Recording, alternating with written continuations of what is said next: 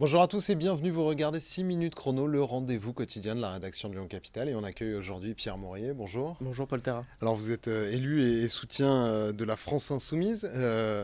En quoi est-ce si dur pour votre parti de dire on appelle à voter Emmanuel Macron pour faire barrage à Marine Le Pen? Pourquoi toutes ces périphrases, ces pudeurs de gazelle pour reprendre l'expression de Jean-Luc Mélenchon? Alors, juste une petite précision, il ne s'agit plus de la France insoumise. Aujourd'hui, il s'agit de l'Union populaire. C'est-à-dire, notre objectif, notre stratégie, celle de l'Union populaire, c'était de s'adresser au peuple. Bon, maintenant, on voulait revenir sur Marine Le Pen. C'est quand même l'enjeu de ce deuxième tour, hein, de savoir qui va présider la France pour les 5 prochaines années. Est-ce que c'est Emmanuel Macron? Est-ce que c'est Marine Le Pen? Et il y a cette... comment dire? En étant le troisième homme, Jean-Luc Mélenchon a un peu la clé du second tour. Il a dit pas une voix pour Madame Le Pen, mais pourquoi est-ce si dur de dire votons Emmanuel Macron? Eh ben, une réponse en deux parties. La première, c'est que le choix n'est pas confortable. Vous avez le choix entre Maurras et Thatcher. Bon. Je ne vous dis pas qu'ils sont équivalents, mais voter pour l'un n'est pas plus agréable que voter pour l'autre. Bon. Et puis le deuxième point, c'est qu'aujourd'hui, nos électeurs ne nous appartiennent pas. Bon, nous ne sommes pas des bergers qui iraient chercher les moutons pour les amener d'un point A à un point B, ça ne fonctionne pas comme ça. Nous avons construit nos appareils politiques, la France Insoumise et l'Union Populaire, sur la force de conviction et de raisonnement. Donc il faut aller expliquer, nous avons repris notre bâton de pèlerin pour aller voir les fâchés pas fachos et leur expliquer que le vote Le Pen, c'est un vote anti-ouvrier, c'est ce que disait Laurent Berger et le patron de la CGT dans une tribune commune, je crois, qui est paru ce matin. Notre rôle, c'est d'expliquer en quoi le bulletin Le Pen est un bulletin mortifère. Mais c'est pour ça que dans notre consultation, nous avons laissé 3 choix et que le bulletin Marine Le Pen n'y figurait pas. Oui. Emmanuel Macron, dans votre consultation interne, arrive en deuxième position derrière le vote blanc. Vous, par exemple, à titre personnel, vous ferez quoi? À titre personnel, moi je mettrai une enveloppe dans l'urne. Quant à son bulletin, vous comprendrez que ça reste quelque chose d'intime et de personnel. Mais ce que je peux vous confirmer ici, c'est que ce ne sera sûrement pas un bulletin Marine Le Pen à l'intérieur. Euh, les deux candidats, Marine Le Pen et Emmanuel Macron, essayent de multiplier les gages en direction de votre électorat. Est-ce que vous les voyez, ces gages, ou est-ce que pour vous, ils n'existent même pas et ne prennent pas en considération ce que vous aviez porté politiquement? Tout d'abord, on a la fumée habituelle de Madame Le Pen, qui, chaque fois que Jean-Luc Mélenchon prend position, directement va reprendre sa prise de position, alors qu'elle pense totalement le contraire.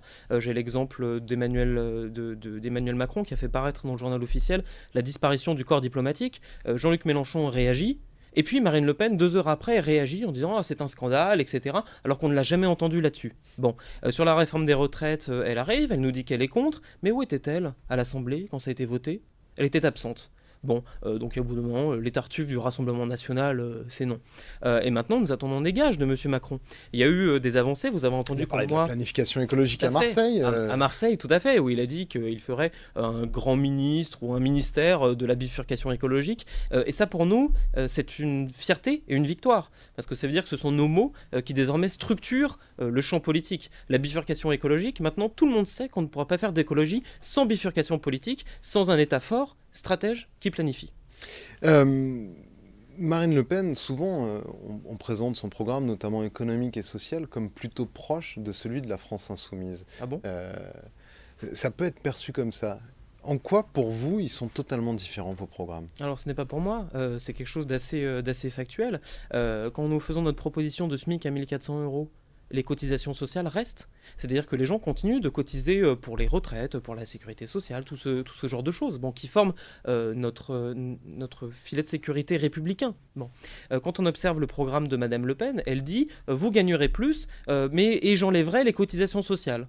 D'accord? Donc ça veut dire que les gens vont gagner plus, mais une fois à la retraite, qu'est-ce qu'ils auront? Rien du tout. Est-ce que ça c'est vraiment une politique sociale? Je ne le pense pas. On va basculer maintenant sur Lyon, puisqu'il y a cette analyse-là locale aussi. Jean-Luc Mélenchon est arrivé en seconde position, juste derrière Emmanuel Macron. Vous êtes la première force de gauche. Euh, Qu'est-ce que ça implique pour les législatives? Vous êtes chef de file, donc mandaté par les Insoumis pour être potentiellement candidat.